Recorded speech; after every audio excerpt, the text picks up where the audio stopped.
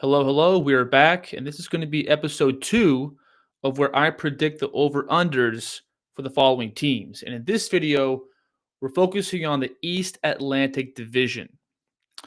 Okay, if you're new here, if you're the five people watching this video, it's going to be where I look at the Vegas odds for what Vegas thinks these teams are going to win this upcoming year, and I predict whether or not I'm going to go over or under. I'm not sponsored by any gambling sites, so I don't really gamble myself. It's just kind of a fun video because I'm bored. All right, first up, we got the Toronto Raptors. Now, uh, they made some noise this year picking up Brennan Ingram, who, despite the injuries and the headaches, he is a pretty good player. They got RJ Barrett still, Emmanuel Quickly, Gritty Dick off the bench. Like, they're a good team. Over under is going to be 37.5, which, again, Vegas is very smart. This is a pretty good over under, but I still like the two things about the Raptors is I'm not buying their top tier talent. Like RJ Barrett has been like a mid wing for the past 5 years who hasn't really gotten majorly better. And I do think Scotty Barnes has a ton of potential still. He's young. I think his two-way play is for sure great. I think his offense is evolving. He's very versatile, becoming a pretty good playmaker, a good passing hub. The skills, the shooting, the passing, it's all getting better. But I really don't think this team is going to make a major jump this upcoming year. And then on top of like not having superstar caliber talent, they're not very deep too. I do like again Gritty Dick off the bench, but besides that, there's nothing really to write home about. And um I'm just not I think 37 is kind of high. I know that they're in a weaker conference. The East is very shallow, but I feel like you have Ingram who may be healthy, may not. I think when Quickly is on, he's very talented, but again, he's also his availability has been inconsistent. So with the Raptors, I'm going to go under 37 and a half, going below that. And we move on. All right, next up, we have got the Philadelphia 76ers. And their over under is only 42 and a half, which if you look at this team on paper, 42 and a half does appear to be pretty low. You got PG, you got Embiid, Maxey, Jared McCain, you got VJ Edgecombe. Like, there's lots of talent here. Plus, you have Quentin Grimes, too, who last year was putting up some ridiculously good numbers. So there's no doubt that Philly has talent. The big question, though, is Embiid. Like, will he come in this year fully healthy? Will he be reliable?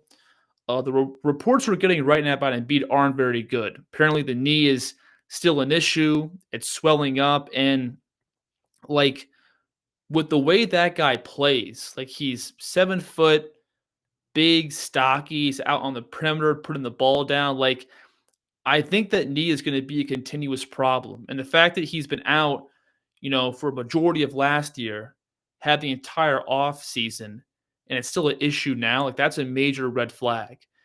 And you got Paul George, you got again, like besides Embiid, you have talent, but like I'm not sure how well this team will mesh together because you have Maxi and PG, who I think both of those guys have the skills to play off the ball. They can attack closeouts, shoot off the screens, shoot off the catch. They have all of that. But we just haven't seen this team truly gel and become actualized. And you get VJ Edgecombe, who I think is very good. You have McCain coming back. It's a lot of overkill, though. It's lots of guys who do the same thing. It's on ball guards who can create and score. But will this turn into a reliable system? We really don't know. But with that being said, though, like 42 and a half is still very low because even if Embiid is out, this is still a very talented team. Um, I think the big X factor is obviously going to be health. Will Embiid and Paul George be healthy? But second, it's like how will Edgecombe, Maxey and McCain gel together? That's a big question mark because McCain is obviously super exciting. He's very good. VJ Edgecombe has a ton of talent. I think Maxey is a very underrated player who has he's fast, can score on the ball, off the ball. They have all that talent, but we haven't seen them gel well together yet. But at the same time, again, 42.5 is pretty low. So for this one, I'm going to go over. I think 42.5 for Philly is very, very low. All right, next up, the New York Knicks. And they pretty much have the same team they had last year. They added Jordan Clarkson, which I like. I think that outside of Brunson, they definitely needed some more, I think, on ball juice. Another guy who can create his own shot and score. Clarkson can definitely do that. He is older, though, and a little bit broken down, and the efficiency has gone a tad bit lower over the past couple of years. But with that being said, like the Knicks have a very good team. You got OG, you got Josh Hart, Bridges, Towns, Robinson. It is the same team pretty much. We saw it work out pretty well last year. Now, here's the thing though. Vegas has them winning 53, or the over-under is going to be 53.5. And that's a lot. That's a lot of wins because for as good as the Knicks are, they're a great team. There's still legit flaws that I don't think have been addressed with this squad. First and foremost is the defense. Like your two most important players on offense, Brunson and Towns, are big liabilities on defense. And we saw it against Boston, the Pacers. Like you can just put Towns and Brunson in pick and roll over and over again, and you're going to have breakdowns. It's very, very simple. I think the Knicks have a ton of great depth from their wings. I love OG. I love Josh Hart and Bridges. They're versatile. They're physical. Can guard multiple spots. They're very reliable on offense too. But I do think that in the NBA right now, if your point of attack defense and your backline defense is weak, it's going to be a big problem. And that being said, too, I think the offense has its issues too. They've tried some different things, like using Josh Hart as a passing hub, mixing in the Brunson isolations, the two-man game with Cat. There is tools and things they can use, but like, does this roster have the ability to really break that ceiling and become like an Indiana Pacers offense from last year, or OKC Thunder, or Denver Nuggets? Can they like break that next barrier? Like, I don't think so. But still though, like the Knicks are a good team. They're going to be hunting for a championship, especially with the Celtics and Bucks being taken out. And 53.5, that's a lot of wins. And the roster is still kind of thin. Besides your starting five, you got McBride and Clarkson off the bench, maybe Josh Hart too. Like it's still kind of thin. I do think that Mike Brown will have his hands full because this team is what it is. And I just don't see them really changing months. I don't see them really changing much from a play style standpoint. So that being said, 53.5, I'm going to go under. Under. I think they're still going to be a good team. I mean, if you win 51 games, that's still a great year. But 53, for the flaws that they have and the roster being kind of top heavy, that for me is a little bit high. Next up, we got the Boston Celtics.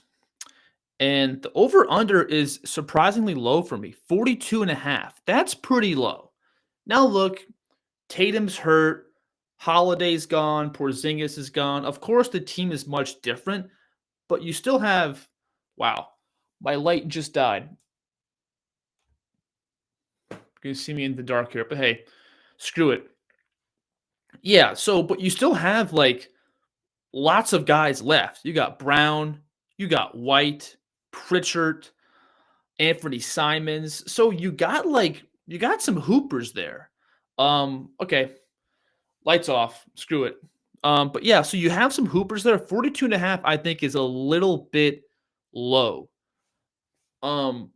Because the thing is, like, Peyton Pritchard is a player. Derek White, one of the best two-way guards in the league right now. Jaylen Brown, um, I am curious, to be honest, like, how much can he stomach and carry being the main guy?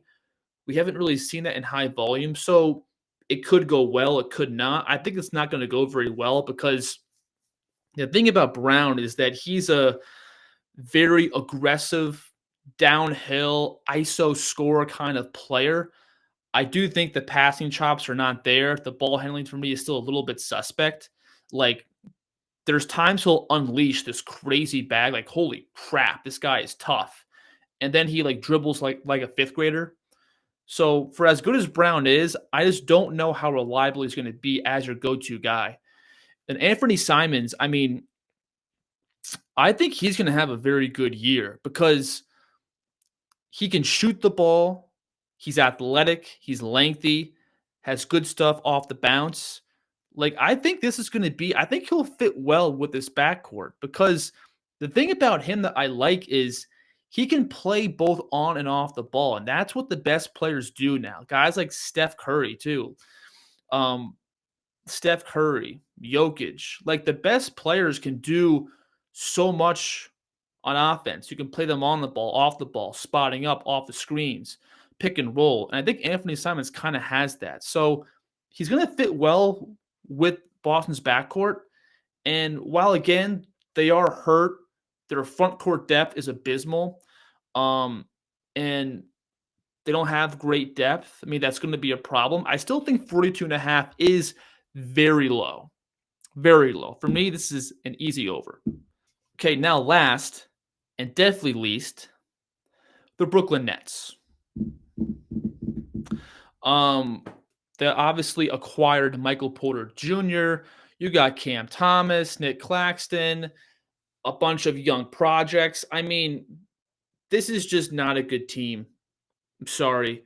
And the over-under definitely shows that. It's 20.5. Now, I just think that, like, where does your offense come from? Like, Cam Thomas, the guy's talented, he has skill, but there's just so many issues for him that keep coming up. Like, he plays with tunnel vision, like, forces up terrible looks. The pace isn't getting better. The second side reads aren't getting better. Um, I feel like Cam is just such a hyper, I'm going to get buckets kind of guy. He doesn't really approach the game from, he doesn't really read the game well. And that's been an issue now for like 3 years. So I just, sometimes with players with me, it's like if you have the same issues for 2 or 3 years back to back to back, why do I think the next year is going to be any different? And then Michael Porter Jr., obviously a good player, can shoot, can do stuff, but he's going to be in for a very rude awakening, though. Like, you play with Jokic for the better part of your whole career or your entire career, and you're now dropped in Brooklyn where it's going to be rough. Like, I just don't know where this team is going. I don't know where the offense or defense will stem from. For me, this is going to be a clear under. So that's it there. Um, I do think of all these teams, though, like the 76ers being 42.5, that's kind of crazy to me, right? Because even if Paul George is out the entire year, you got some hoopers, man. Like, Paul George can play. Maxey is no joke. Obviously, I think the depth may be an issue. Behind Embiid, you have Drummond coming off the bench, I'm pretty sure there, which is not the best. But that one to me is kind of puzzling. And then the New York Knicks, like 53.5 is a lot of wins. That's a pretty big mark. And again, they have Brunson, they have the foundation, it's there. We've seen it work very well. But with the NBA, you can't have the same problems year after year because teams will begin to figure out a way to expose that. And I do think the Knicks, they're going to win a bunch of games, sure, but 53 for me is a tad bit high. And then the Celtics, I mean, 42.5 is fair. Raptors, and yeah. Well, all right. That's it. I'll see you.